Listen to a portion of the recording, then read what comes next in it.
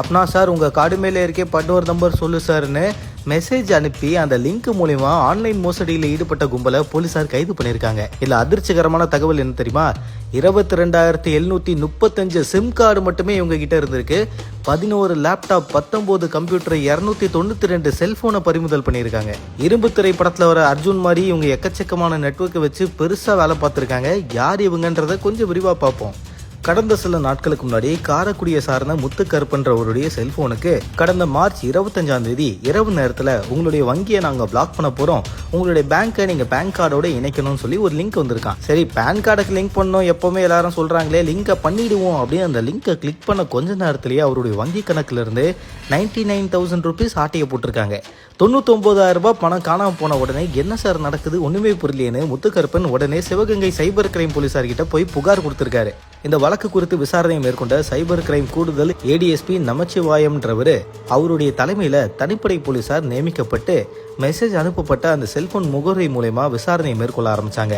Kovai பீரமேட்ல signal காட்டின உடனே போலீசார் சம்பவ இடத்துக்கு போயிட்டாங்க. அங்க போய் பார்த்தா சிக்கா மார்க்கெட்டிங்ன்ற பேர்ல நிறுவனத்தை ஒன்று ரன் பண்ணி செல்போன்ல பொய்யான பேர்ல மெசேஜ் அனுப்பி வங்கி கணக்குல இருந்து பண பரிவர்த்தனை இப்படிதான் ஆட்டைய போட்டுட்டு இருக்காங்க. ஒரு கும்பலை பிடிச்சிருக்காங்க. அங்க பாத்தீங்கன்னா சரவணன் அவருடைய மனைவி பாரதின்னு 50-44 வயசான அவங்கள போலீசார் பிடிச்சி விசாரணை மேற்கொண்டாங்க.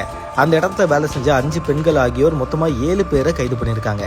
சரவணன் ஸ்டேஷனுக்கு கூட்டு வந்து நல்லா தீவிர விசாரிக்கும் போது சரவணன் கொடுத்த வாக்குமூலத்தின் அடிப்படையில எனக்கு பாஸ் வேற ஒருத்தர் இருக்காரு, அவரு தான் யாருக்கு மெசேஜ் அனுப்பணும்னு சொல்றாரு, அவரு டெல்லியில இருக்காருன்னு இவர் சொல்லியிருக்காரு போல, உங்களுக்கு பாஸ் மேல ஒருத்தர் இருக்காரா, அவரை போய் பிடிச்சிடலான்னு சொல்லி காரைக்குடி ஏடிஎஸ்பி ஸ்டாலினுடைய தலைமையில தனிப்படை போலீசார் மெசேஜ் லிங்க் அனுப்பி யாருக்கு அனுப்பணும்னு பேசக்கூடிய அந்த லீடரை டெல்லிக்கு போய் பிடிச்சிருக்காங்க.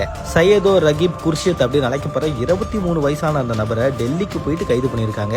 அப்புறம் சிவகங்கை டிஎஸ்பி மற்றும் இன்ஸ்பெக்டருடைய தலைமையில தனிப்படை போலீசார் சிம் கார்டு முகவரிகளான கோவையை சார்ந்த ராம்குமார், மேட்டுப்பாளையத்தை சார்ந்த வினோத்குமார், கோவையை சார்ந்த சார்னவாஸ், உமர் முகமது, பரத் பாலாஜி, ஜெயராம், மாரீஸ்வரன், பொள்ளாச்சியை சார்ந்த சந்தோஷ்குமார், தென்காசியை சார்ந்த மூர்த்தின்னு எல்லாருமே கைது பண்ணியிருக்காங்க.